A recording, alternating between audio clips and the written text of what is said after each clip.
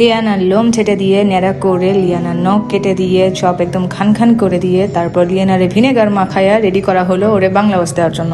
আজকে লিয়ানারে নিয়ে বসছি যে লিয়ানাকে একটু ক্লিয়ার করবো, কারণ ওর মানে বডির নিচে যে লোমটা থাকে ওটা অনেক বেশি চাপা, আর ওই লোমটা ও ঠিক মতো ক্লিন করতে পারে না, যার কারণে কিছুদিন পরে লোম জটে লেগে যায়।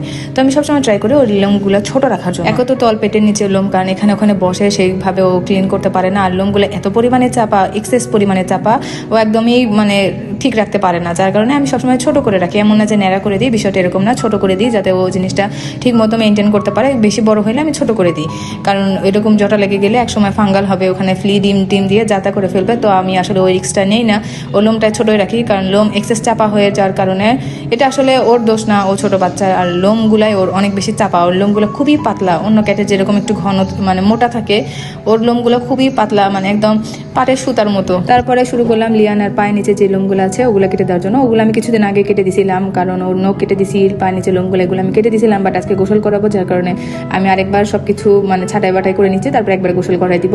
আর দেখেন ওর আমি নখ কাটতেছি, ও কি পরিমাণ ভদ্র হয়ে বসে আছে। অন্যের বিড়ালরা খামসা টামসা দিয়ে কত যুদ্ধ করে নখ কাটতে হয়, আর আমার লিয়ানাকে দেখেন একদম চাকা দিয়ে বসে আছে।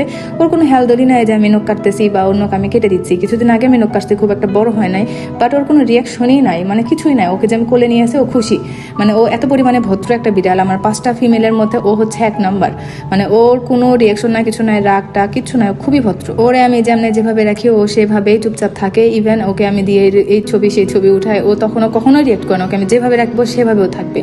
আর আমার অন্য ফিমেলদের যখন নখ কাটতে নিই তারা যে কি রিয়াক্ট করে, বিশেষ করে টকবিন আমারে পারে না, ও খায় ফেলবে, ওর সাথে আমার কত রং তামাশা করে নখ কাটতে হয়।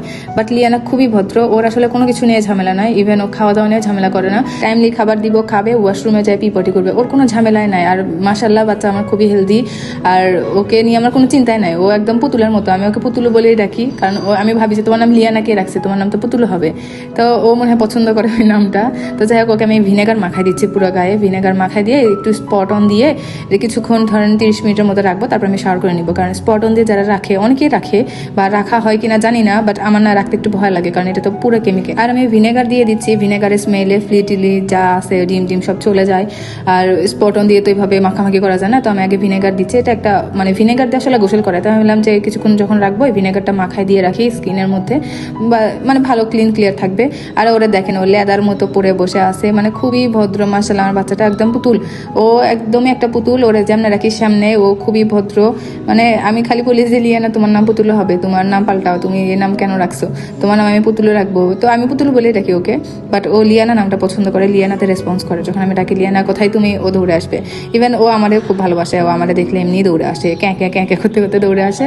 তো আমি ওরে স্পট অন দিয়ে ছেড়ে দিলাম, 30 মিনিট রেখে গোসল করে ফেলবো। তো আজকের মতো টাটা, আল্লাহ হাফেজ।